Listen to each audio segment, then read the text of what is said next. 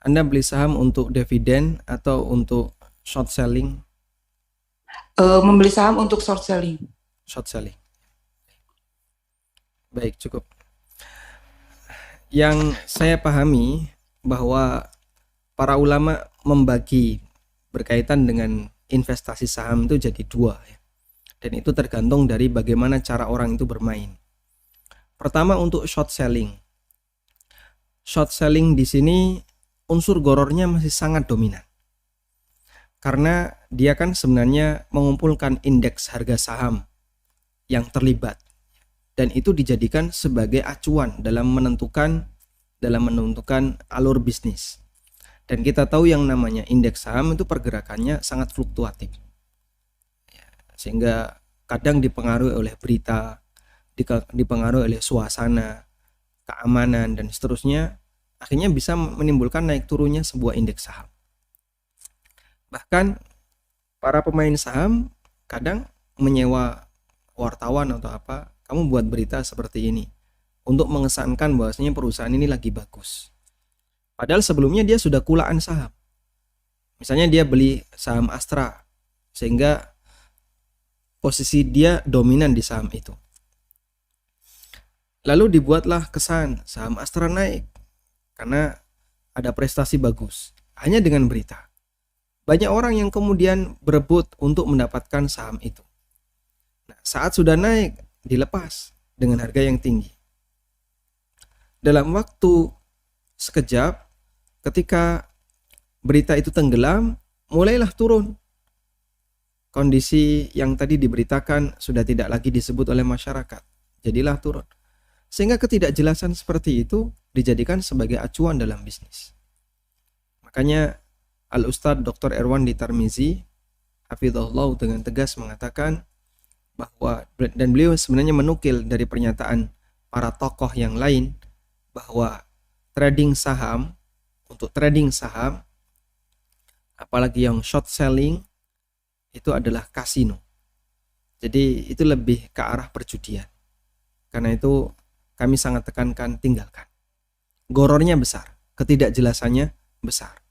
Makanya sering kita jumpai ada informasi, ada orang yang bermain di situ dalam waktu sekejap dia kaya, dan dalam waktu sekejap pula dia jatuh miskin.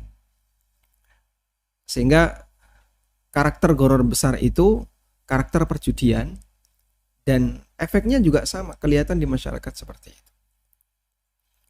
Yang kedua, untuk orang yang bermain saham tapi tujuannya adalah investasi untuk mendapatkan dividen.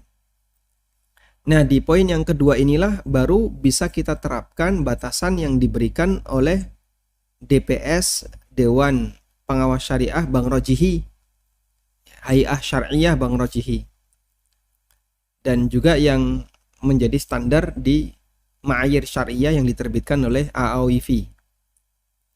Tapi itu hanya berlaku untuk mereka yang beli saham untuk instrumen investasi dalam rangka mendapatkan dividen bagi hasil, bukan untuk short selling.